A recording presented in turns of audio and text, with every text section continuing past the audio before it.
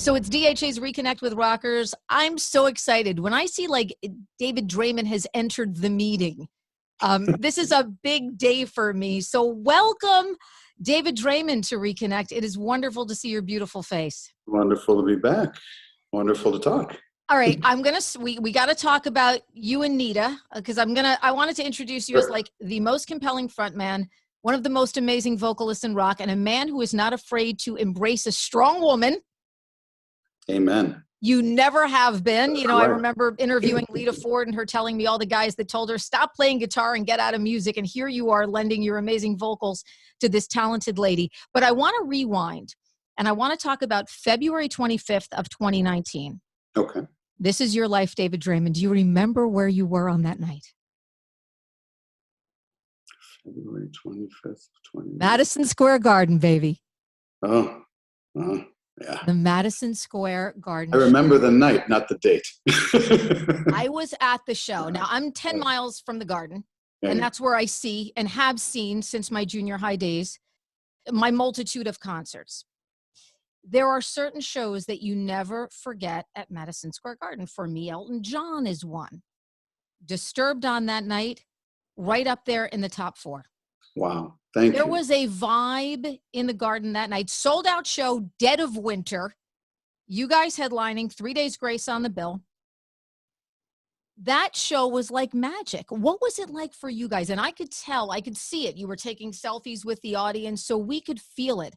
But it was wild. It was intense and warm and crazy. It was almost like we were animals being let out of a cage. Did you feel that? I hadn't felt the way that I did on that night since we filmed our video for Down with the Sickness at the World Music Theater in Chicago, Tinley Park. I don't know what it's called these days. It's whatever bank bought it out. But for me, as a Chicago guy, that was the venue that I saw all the bands, that I had fallen in love with growing up.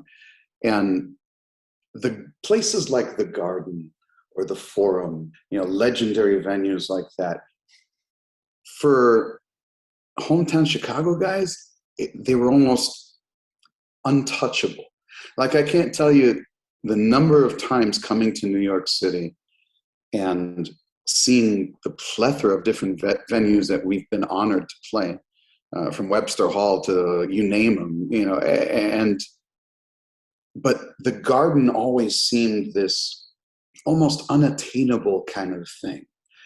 And so the surreal quality of the moment, and having all of our family with us at that one, they all came out for that show. And even though I couldn't have asked for the audience to be more engaged if I tried. It's like we were connected from the minute I stepped out there and started singing. And I would agree with you. It was one of those transcendent nights. Yeah, it really being in was. that audience, I felt it. And it was just, everybody was so in the zone.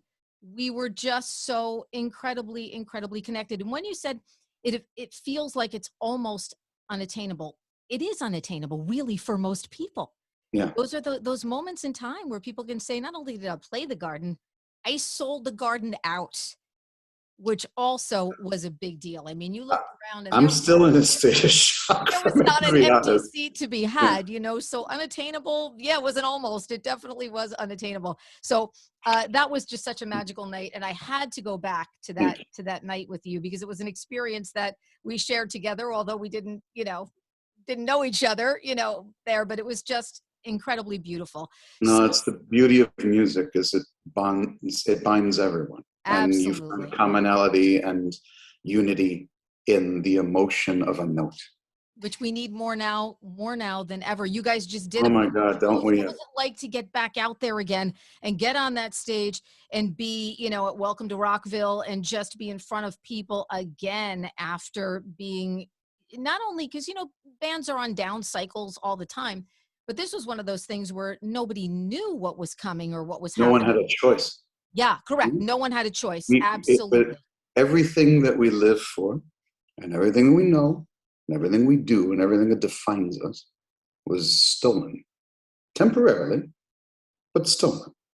and you had to adapt and pivot very quickly. Not for your own, not even necessarily for your own livelihood or monetary survival, but for your own sanity. You know, it was a very trying time.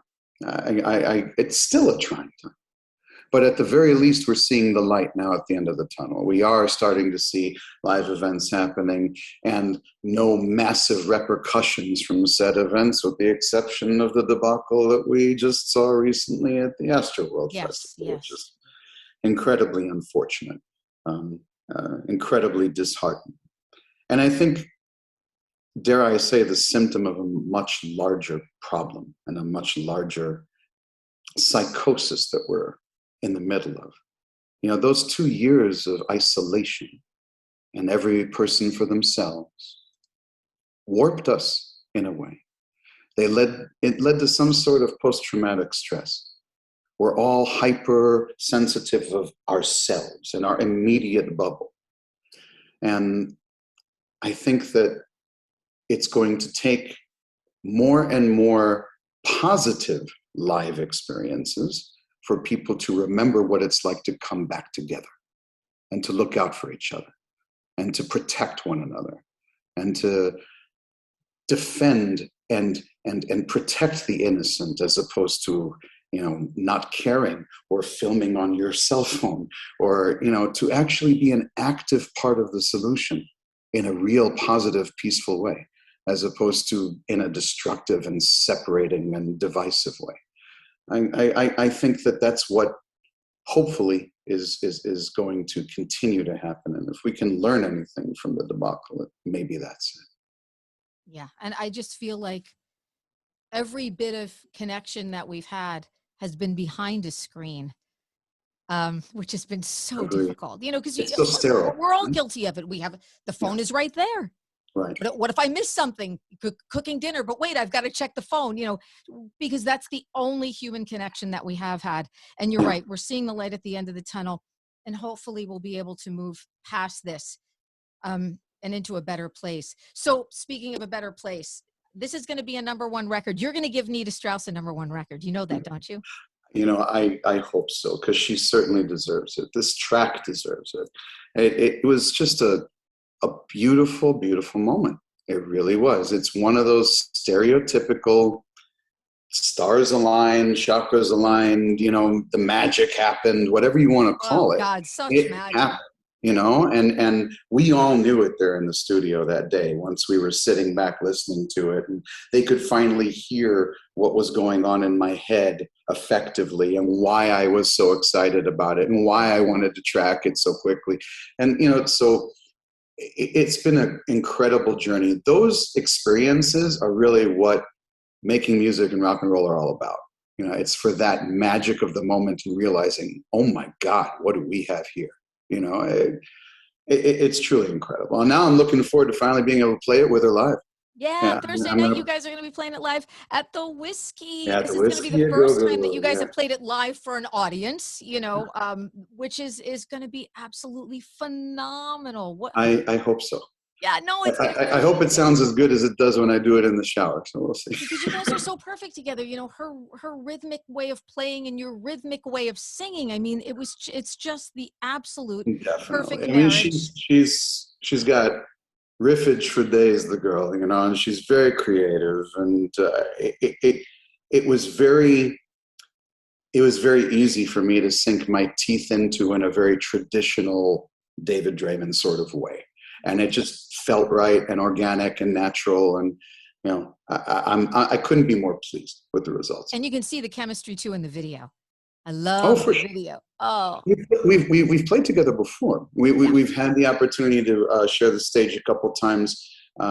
There's a benefit that goes on in Maui for the Maui Food Bank every year, and I had been invited a number of years in a row, and she had been the person I had been performing with her and the rest of Alice Cooper's band, or just her and I actually did a version of The Sound of Silence one year, which was actually kind of nice. So we have some prior playing experience together, and I've known her significant other, her partner in crime, for better of 20 years. Josh Vialta is a good buddy of mine, and you know, it was nice of them to think of me, and I couldn't be more proud of how it's come out. Oh yeah. And they don't call her Hurricane Nita for nothing. No, You she know, deserves it. I always say the lady who has sort of brought this new life to the Alice Cooper experience, over the past 7 years, because you talk to someone and you say, oh, did you see Alice Cooper? Oh, have you ever seen Nita Strauss? She's incredible. She's, He knew it too. He yeah, knew he it. did. Oh, he sought out. He wanted someone like that. yeah. He wanted a killer. Well, he got one. Yeah, absolutely. So I've also heard, I've read in some interviews that you've been really itching to get songs written and get some new Disturbed material out. It feels right now. It's a great time during pandemic times. You did the smart thing, which a lot of people did, and just said, you know what? A little family time doesn't suck.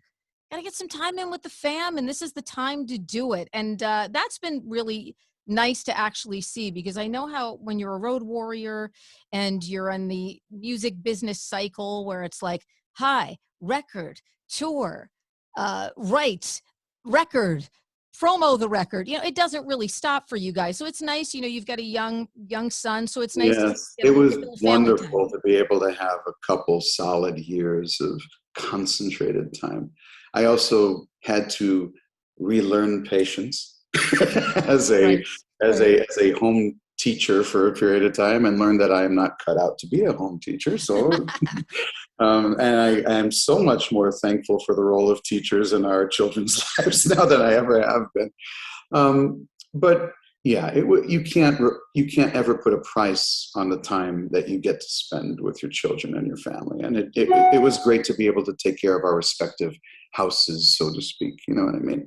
But the new material, and we have come up with new material over the course of the past week. In between the Indiana shows we played and the festival appearance at Welcome to Rockville, we wrote 6 new songs. Wow. And they are incredibly fun.